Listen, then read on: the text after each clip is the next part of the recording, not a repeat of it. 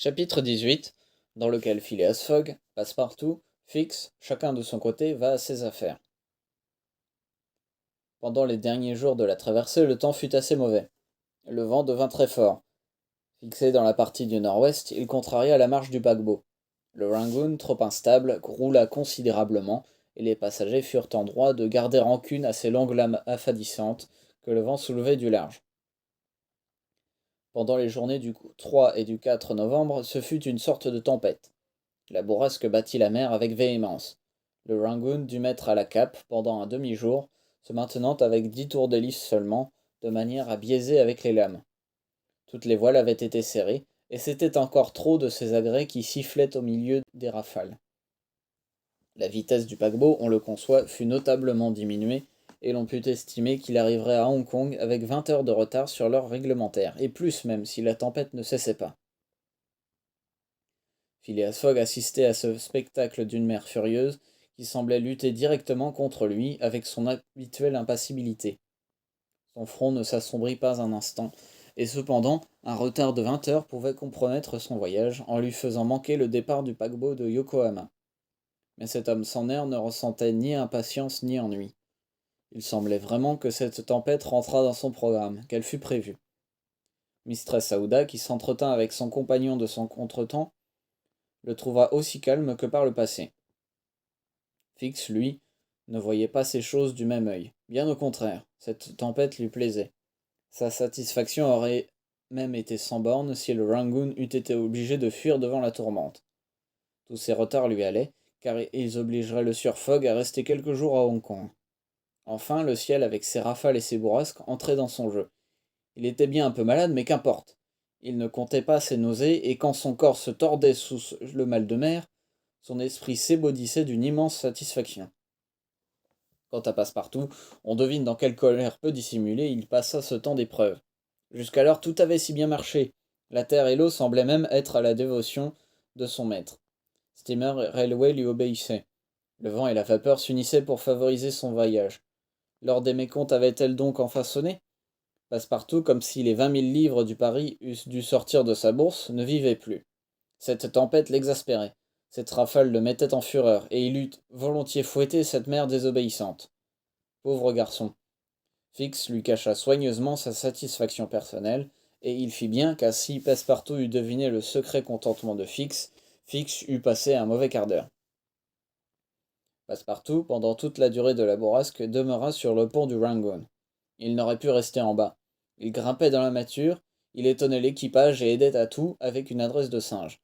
100 fois il interrogea le capitaine, les officiers et les matelots, qui ne pouvaient s'empêcher de rire en voyant un garçon si décontenancé. Passepartout voulait absolument savoir combien de temps durerait la tempête. On le renvoyait alors au baromètre, qui ne se décidait pas à remonter. Passepartout secouait le baromètre, mais rien n'y faisait. Ni les secousses, ni les injures dont il accablait l'irresponsable instrument.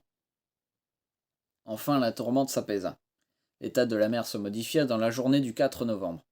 Le vent sauta de 2 quarts dans le sud et redevint favorable. Passepartout se rasséréna avec le temps.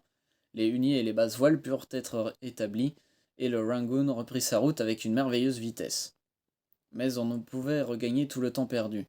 Il fallait bien en prendre son parti, et la terre ne fut signalée que le 6 à 5 heures du matin. L'itinéraire de Phileas Fogg portait l'arrivée du paquebot au 5. Or, il n'arrivait que le 6. C'était donc 24 heures de retard, et le départ pour Yokohama serait nécessairement manqué. À 6 heures, le pilote monta à bord du Rangoon et prit place sur la passerelle afin de diriger le navire à travers les passes jusqu'au port de Hong Kong. Passepartout mourait du désir d'interroger cet homme, de lui demander si le paquebot de Yokohama avait quitté Hong Kong. Mais il n'osait pas, aimant mieux conserver un peu d'espoir jusqu'au dernier instant. Il avait confié ses inquiétudes à Fix qui, le fin renard, essayait de le consoler en lui disant que M. Fogg en serait quitte pour prendre le prochain paquebot, ce qui mettait Passepartout dans une colère bleue. Mais si Passepartout ne se hasarda pas à interroger le pilote, M. Fogg, après avoir consulté son Bradshaw, demanda de son air tranquille audit pilote s'il savait quand il partirait un bateau de Hong Kong pour Yokohama. Demain à la marée du matin, répondit le pilote. Ah, fit M. Fogg sans manifester aucun étonnement. Passepartout, qui était présent, eût volontiers embrassé le pilote, auquel Fix aurait voulu tendre le cou.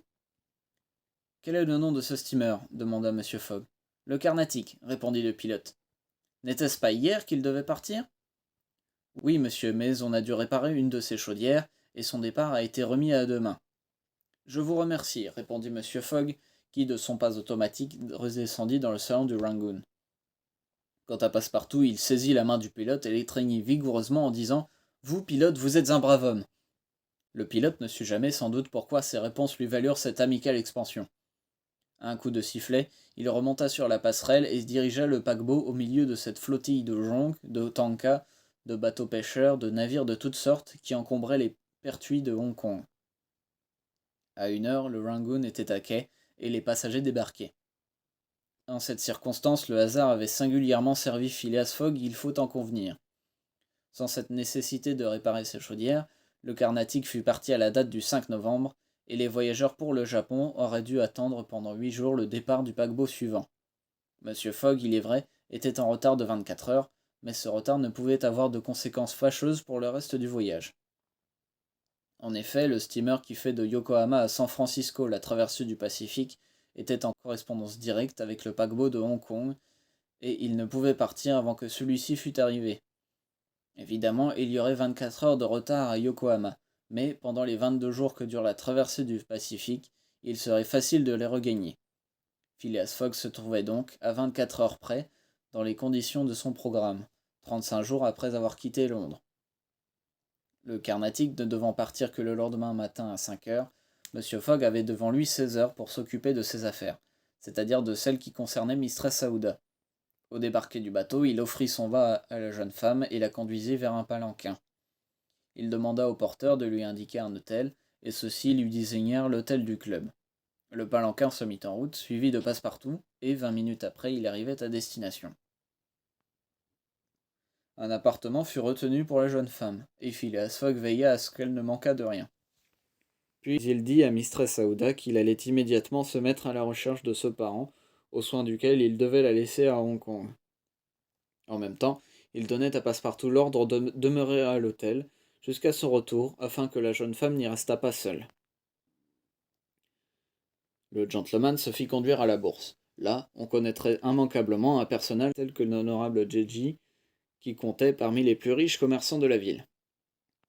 Le coursier auquel s'adressa M. Fogg connaissait en effet le négociant Parsi, mais, depuis 2 ans, celui-ci n'habitait plus la Chine. Sa fortune faite, il s'était établi en Europe, en Hollande, croyait-on, ce qui s'expliquait par suite de ses nombreuses relations qu'il avait eues avec ce pays pendant son existence commerciale. Phileas Fogg revint à l'hôtel du club. Aussitôt, il fit demander à Mistress Aouda la permission de se présenter devant elle, et sans autre préambule, il lui apprit que l'honorable J.J. ne résidait plus à Hong Kong et qu'il habitait vraisemblablement la Hollande. À cela, Mistress Aouda ne répondit rien d'abord. Elle passa sa main sur son front et resta quelques instants à réfléchir. Puis, de sa douce voix, « Que dois-je faire, monsieur Fogg » dit-elle. « C'est très simple, répondit le gentleman. « Revenir en Europe. Mais je ne puis abuser. Vous n'abusez pas, et votre présence ne gêne en rien mon programme. Passepartout » Monsieur, répondit Passepartout, allez au Carnatic et retenez 3 cabines. Passepartout, enchanté de continuer son voyage dans la compagnie de la jeune femme, qui était fort gracieuse pour lui, quitta aussitôt l'hôtel du club.